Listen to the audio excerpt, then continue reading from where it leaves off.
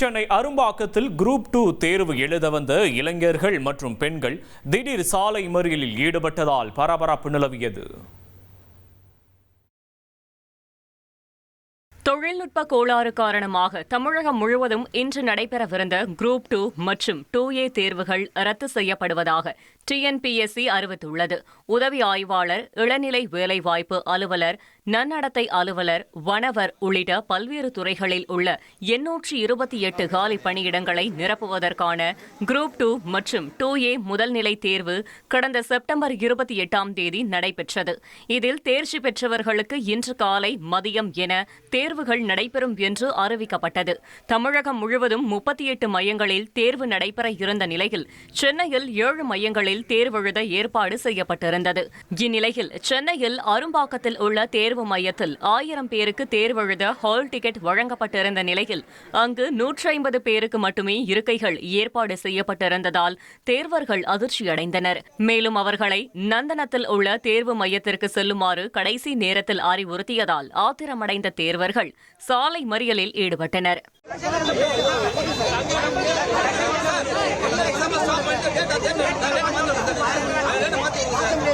சென்னையில தான் சென்டர் நல்லா இருக்குன்னு பார்த்தோம். இதுக்கு மட்டுமே 4 வருஷமா தவறு படிச்சுட்டு இருக்காங்க. இரவும் பகலா படிச்சுட்டு இருக்கோம். இரவும் பகலா படிச்சு ஒரு பிரோஜனமே இல்லை. வந்து அசால்ட்டா சொல்றாங்க. அவங்க ஒரு லெத்தாச்சிக்கா சொல்றாங்க. இது என்ன, இது நல்லா இருக்கு. வந்தா எக்ஸாம் சென்டர் 150 பேருக்கு மட்டும் தான் இருக்கு. பாக்கியெல்லாம் வந்து இப்போ போடல. கேட்டது இங்க அபிஷியல் என்ன சொல்றாங்கன்னா, உங்களுக்கு இன்னும் இங்க அபிஷியலா எதுவும் வரல, 150 பேர் தான் வந்திருக்கு, பாக்கி பேருக்கு வரல அப்படிங்கிறாங்க. ஆனா கிட்டத்தட்ட 1000 பேருக்கு மேல இருக்காங்க. யாருமே புதுசா எக்ஸாம் எழுதுற ஆள் கிடையாது.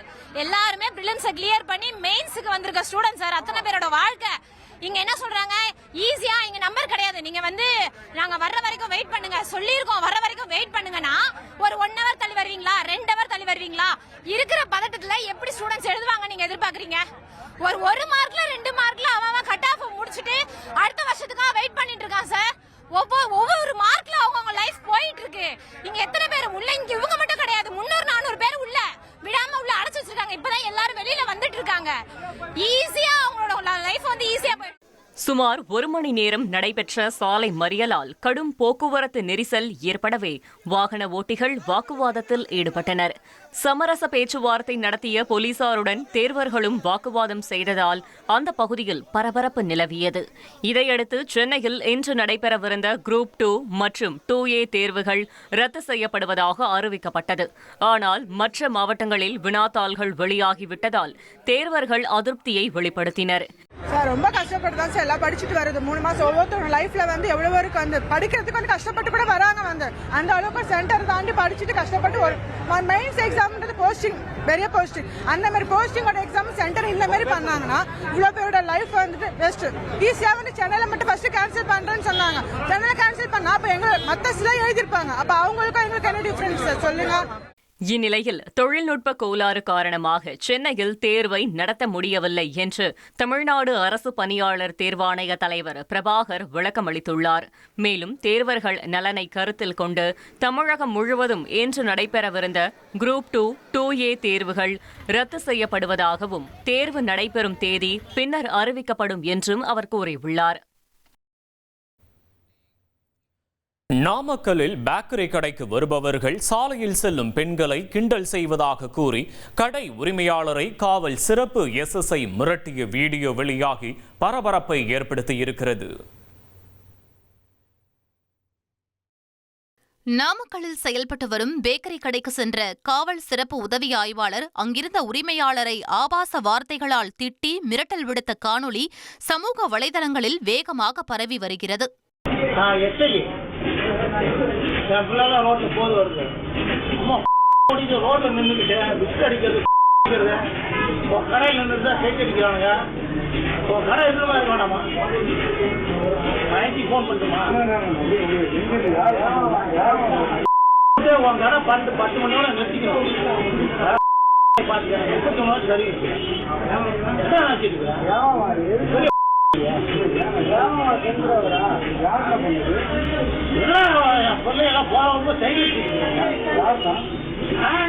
கடையில டீ குடிச்சிருக்காங்க பாரு.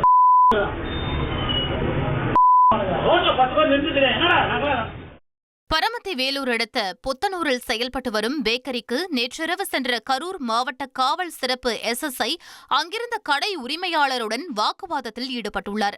அந்த கடைக்கு வரும் இளைஞர்கள் சாலையில் செல்லும் பெண்களை கிண்டல் செய்வதாகவும் அதற்கு இந்த கடைதான் காரணம் என்றும் அவர் ஆபாச வார்த்தைகளால் திட்டியுள்ளார்.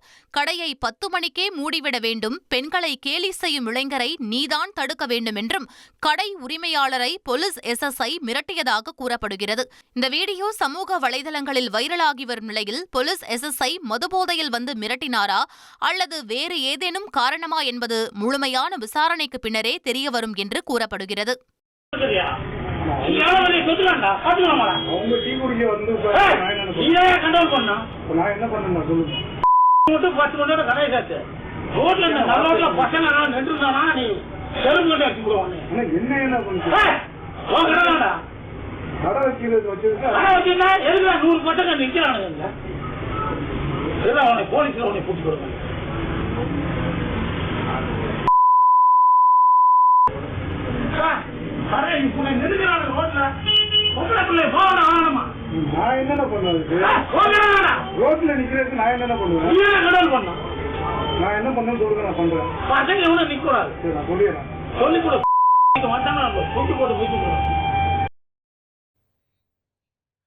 காரைக்காலில் உணவகத்தில் ஆய்வு மேற்கொண்ட அதிகாரி கடை உரிமையாளரிடம் கராராக பேசிய காணொளி இணையத்தில் பரவி வருகிறது.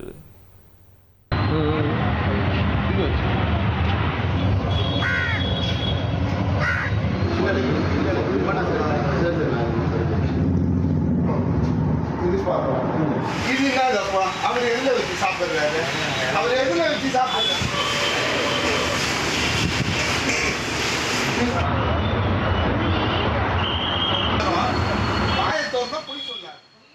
காரைக்காலில் உள்ள பல்வேறு டீக்கடை மற்றும் ஹோட்டல்களில் புதுச்சேரி உணவு பாதுகாப்புத்துறை அதிகாரி திடீர் ஆய்வு மேற்கொண்டார். அப்போது நேரு நகரில் செயல்பட்டு வரும் உணவகத்தில் செய்தித்தாளில் வைத்து பலகாரங்கள் கொடுக்கப்படுவதை பார்த்த அதிகாரி கடை ஊழியரிடம் சரமாரியாக கேள்வி எழுப்பினார். தொடர்ந்து உணவு தயாரிக்கும் கூடத்தில் ஆய்வு செய்த அவர் அங்கு பாத்திரம் கழுவும் இடத்தில் கிரைண்டர் இருப்பதை பார்த்து கொஞ்சம் கூட மனசாட்சி இல்லையா என்று உணவக உரிமையாளரை கடிந்து கொண்டார். மேலும் உரிய லைசன்ஸ் இல்லாமல் கடை நடத்தப்படுவதை அறிந்த உணவு பாதுகாப்புத்துறை அதிகாரி அது குறித்து கேள்வி எழுப்பிய போது லைசன்ஸ் வாங்க விண்ணப்பித்துள்ளதாக உணவு உரிமையாளர் கூறியுள்ளார். இதனால் ஆத்திரமடைந்த அதிகாரி நான் என்ன பைத்தியமா என ஆவேசமாக கேள்வி எழுப்பினார். இந்த வீடியோ தற்போது சமூக வலைதளங்களில் வேகமாக பரவி வருகிறது. நெல்லையில் குண்டர் சட்டத்தில் சிறையில் அடைக்கப்பட்டிருந்தவர் பிணையில் வந்த மறுதினமே இளைஞர் மீது கொடூர தாக்குதல் நடத்திய சம்பவம் பரபரப்பை ஏற்படுத்தியுள்ளது. நெல்லை கொக்குரகுளம் பகுதியைச் சேர்ந்தவர் சுரேந்திரன் என்ற இளைஞர் கூலி தொழிலாளியாக இருந்து வருகிறார். நேற்றிரவு வேலை முடித்து வீட்டிற்கு திரும்பிக் கொண்டிருந்த சுரேந்திரனை அவரது உறவினரான மாடசாமி அழைத்து வர சொன்னதாக இளைஞர் ஒருவர் தாமிரபரணி ஆற்றங்கரைக்கு அழைத்து சென்றுள்ளார். அப்போது மாடசாமி மற்றும் அவரது சகாக்கள் மது அருந்திய நிலையில் சுரேந்திரனிடம் வாக்குவாதத்தில் ஈடுபட்டதோடு கல், கம்பு உள்ளிட்ட ஆயுதங்களால் கடுமையாக தாக்கியதாக கூறப்படுகிறது. தீவிர சிகிச்சை பிரிவில் சுரேந்திரன் அனுமதிக்கப்பட்டுள்ள நிலையில் உறவினர்கள் அளித்த புகாரில் மாடசாமி உள்ளிட்ட 3 போலீசார் கைது செய்தனர். அவர்களிடம் நடத்திய விசாரணையில் மாடசாமி மீது ஏற்கனவே கொலை முயற்சி உள்ளிட்ட பல்வேறு வழக்குகள் நிலுவையில் இருப்பதும், அரிசி கடத்தல் வழக்கில் குண்டர் தடுப்பு சட்டத்தின் கீழ் சிறையில் அடைக்கப்பட்டு பிணையில் விடுவிக்கப்பட்டதும் தெரியவந்துள்ளது.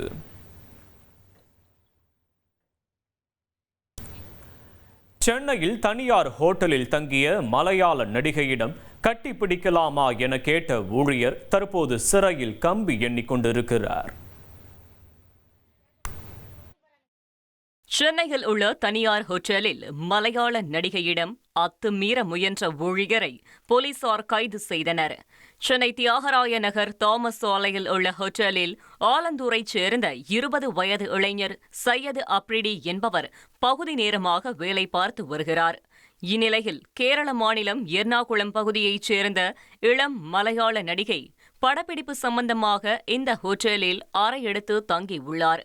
இதனிடையே அந்த நடிகையிடம் சையத் அப்ரிடி தவறாக நடக்க முயன்றதாக அளித்த புகாரின் பேரில் பெண் வன்கொடுமை தடுப்பு சட்டத்தின் கீழ் போலீசார் வழக்குப்பதிவு செய்து சையத் அப்ரிடியை கைது செய்தனர்.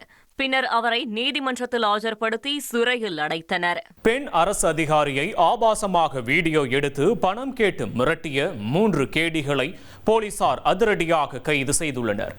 பல்ப் ஹோல்டரில் ரகசிய கேமரா வைத்த போலி பத்திரிகையாளர்கள் சிக்கியது எப்படி?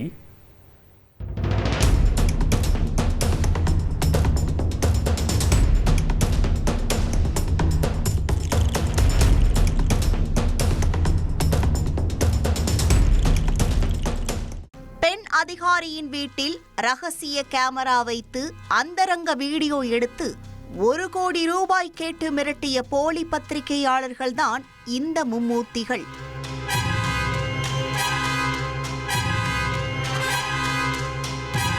குண்டு பல்ப் ஹோல்டர்களில் ரகசிய கேமராவை வைத்து அதிகாரியின் அந்தரங்கங்களை அங்குலமாக படம் பிடித்த கேடிகள் சிக்கியது எப்படி என்று தெரிந்து கொள்ள செய்தியாளர் பாரதி ராஜாவை விசாரணை களத்தில் இறக்கினோம். கர்நாடகா மாநிலம் பெலகாவியில் வசிப்பவர் 36 வயதான ஒரு பெண் அரசு அதிகாரி.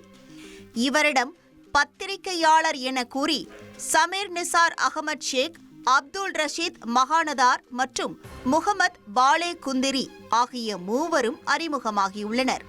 பெண் அதிகாரியுடன் நல்ல நட்பு வட்டாரத்தை உருவாக்கிய 3 அடிக்கடி அவரின் வீடுகளுக்கு சென்று குடும்ப நண்பர்களாக மாறியுள்ளனர். இந்த நெருக்கத்தை பயன்படுத்தி பெண் அதிகாரியின் படுக்கை வரை சென்ற 3 அவருக்கே தெரியாமல் பல அறைகளிலிருந்த குண்டு பல்ப் ஹோல்டர்களில் ரகசிய கேமராக்களை பொருத்தியுள்ளனர்.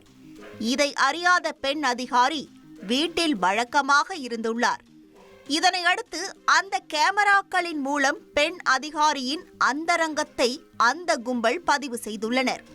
உடை மாற்றுவது, குளிப்பது, உல்லாசம் என ஒன்று விடாமல் பதிவு செய்த 3 தங்களது கேடி வேலையை காட்டத் தொடங்கியிருக்கிறார்கள். மர்ம நபர்கள் போல வாட்ஸ்அப் மூலமாக ஆபாச வீடியோக்களை பெண் அதிகாரிக்கு அனுப்பி 1 கோடி ரூபாய் பணம் கேட்டு மிரட்டியுள்ளனர்.